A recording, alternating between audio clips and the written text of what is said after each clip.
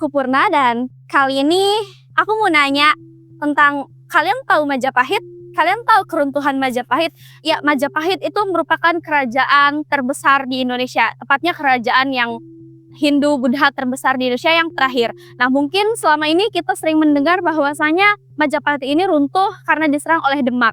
Dan kita selalu melihat dari sudut pandang Islam. Nah, kali ini saya menemukan satu buku yang memang di dalamnya kita melihat dari sudut pandang Hindu itu sendiri, di mana ketika misalnya kita tuh tahu kalau misalnya Majapahit itu diserang oleh Raden Patah, lalu kemudian keturunan-keturunannya meninggal, ada yang melarikan diri. Tapi kali ini di buku ini kita melihat dari sudut pandang Hindu.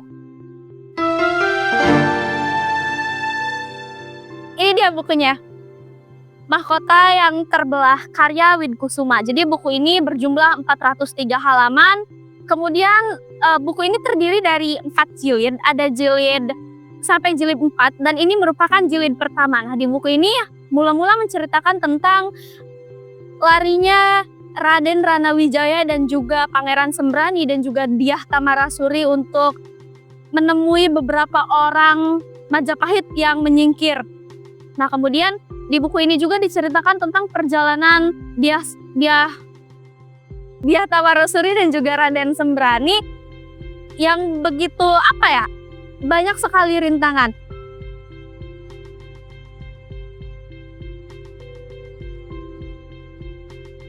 Nah, di buku ini penulis ingin menunjukkan kepada kita, ingin menyampaikan kepada kita dari sudut pandang Hindu. Kalau misalnya kita melihat dari sudut pandang Islam, wah hebat sekali Demak bisa mengalahkan Hindu gitu. Tapi ternyata kalau dilihat dari buku ini sangat banyak kontroversi sekali ya, karena pada saat itu Raden Patah yang merupakan anak dari seorang selir kemudian bergabung dengan para ahli agama Islam untuk menyerang Brawijaya V. Tapi di sini Raden Ranawijaya kemudian berusaha untuk merebut tahtanya kembali. Nah, Raden Ranawijaya ini siapa? Raden Ranawijaya ini merupakan raja terakhir Majapahit, keturunan dari Girindrawardhana. Nah, kemudian beliau juga merupakan raja Kediri dan juga Jenggala.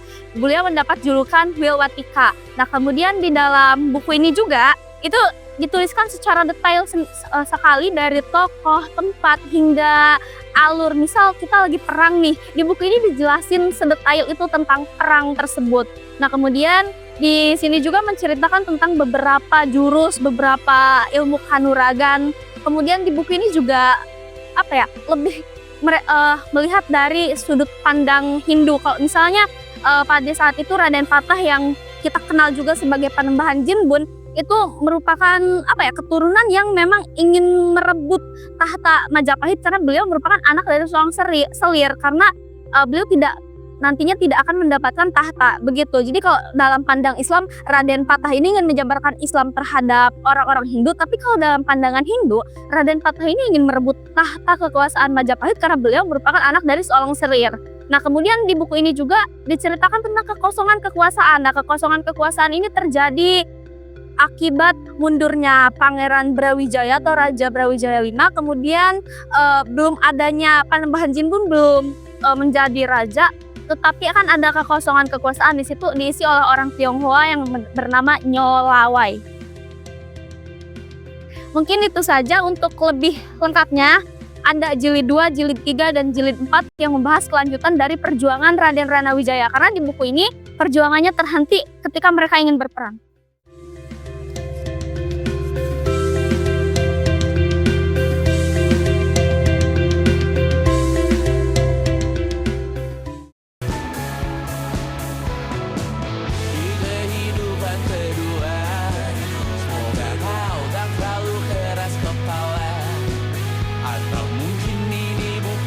Pertama yang kita diberi kesempatan